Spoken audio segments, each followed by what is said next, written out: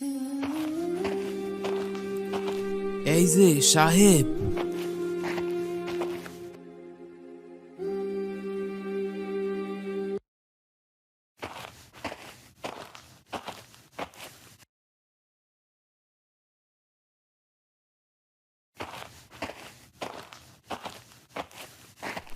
কি চাচা, কিছু বলবেন? জি সাহেব, পরশুদিন আপনি আমার কাছ থেকে চারা নিলেন না? হ্যাঁ চাচা, গত পরশুদিন চারা নিয়ে গিয়েছিলাম আপনার কাছ থেকে। আপনি মনে হয় কিছু ফালাই গেছেন আমার ভ্যানে। ফেলে গেছি?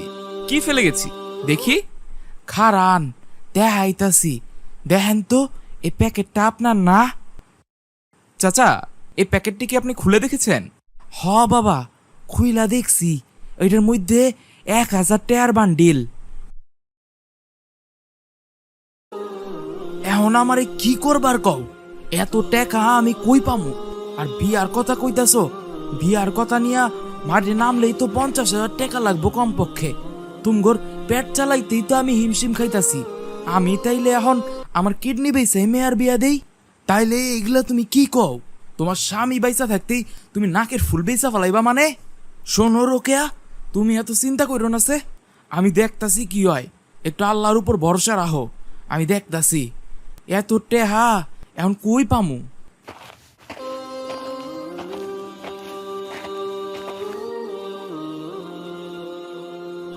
আসসালামু আলাইকুম। ওয়ালাইকুম আসসালাম। এই গাছ বিক্রি করতেছেন আপনি? যে বাবা, এই গাছটা আমি অনেকদিন ধরেই খুঁজছিলাম। এই গাছটার দাম কত? 250 টাকা বাবা। আচ্ছা, আর এটার দাম কত? এটা 170 টাকা কইরা বাবা। আপনি তাহলে আমাকে এই দুইটা গাছ দিয়ে দিন। তাহলে দুইটা গাছ মিলে কত হলো? 420 টাকা বাবা। 420 টাকা, তাই না? যে বাবা। এই ধরেন টাকাটা। বাবা, আমি তো এই মাত্রই আইছি, আমার কাছে তো এই টাকার ভাঙতি হইব না। ভাঙতে লাগবে না, আপনি টাকাটা রেখে দিন। প্রয়োজন নেই, আপনি রেখে দিন আপনার কাছেই।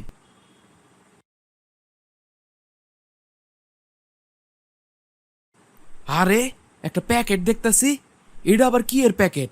খুইলা দেখি। 1000 টাকার বান্ডেল। তাইলে কি সাহেবই এই বান্ডেলটা এনে ভুল করে ফালা থুয়ে গেল? চাচা, এত অভাবের মধ্যেও আপনি এখান থেকে একটা টাকাও খরচ করেননি। আপনাদের মতো সৎ এবং ইমানদার মানুষজনদেরকে আল্লাহ তাআলা আসলে কোথাও ঠেকায় না। চাচা, এই টাকাটা আপনি রেখে দিন। আপনার মেয়ের বিয়েতে পুরো টাকাটা আপনি খরচ করবেন, কোনো সমস্যা নেই চাচা। কি কইতাছো বাবা? তুমি আমারে ঋণের বোঝা চাপাই দিতাছো আমার উপরে? না চাচা, আমি কোনো ঋণের বোঝা আপনার উপর চাপিয়ে দিচ্ছি না। এই টাকাটা আল্লাহ তাআলার তরফ থেকে আপনার জন্য। আর যদি আমার কোনো বোন থাকতো, অবশ্যই আমি আমার বোনের বিয়েতে পুরো টাকাটাই খরচ করতাম। তো চাচা, আপনার মেয়ের জন্য হলেও আর আমার বোনের জন্য হলেও দয়া করে আপনি টাকাটা রাখুন। রাখুন চাচা। বাবা, এতগুলা টাকার ঋণের বোঝা আমি কেমনে শোধ করুম? চাচা, আপনার যদি কখনো শোধ করার সামর্থ্য হয় তবে আপনি শোধ করেন, কোনো সমস্যা নেই। আপনি এটা রাখুন আপনার কাছে। আর যদি আপনার সামর্থ্য না হয় তাহলে এই টাকার প্রতি আমার কোনো দাবি নেই। আসসালামু আলাইকুম। ওয়ালাইকুম আসসালাম বাবা, আল্লাহ আপনার মঙ্গল করুক। আমাদের সমাজে এমন অনেক বাবারাই আছেন যারা নিজের মেয়ের বিয়ে দিতে পারছেন না শুধুমাত্র সামর্থ্য না থাকার কারণে। আসুন আমরা সকলেই তাদের পাশে দাঁড়াই। ভিডিওটি ভালো লাগলে দয়া করে শেয়ার করে দিবেন। ধন্যবাদ।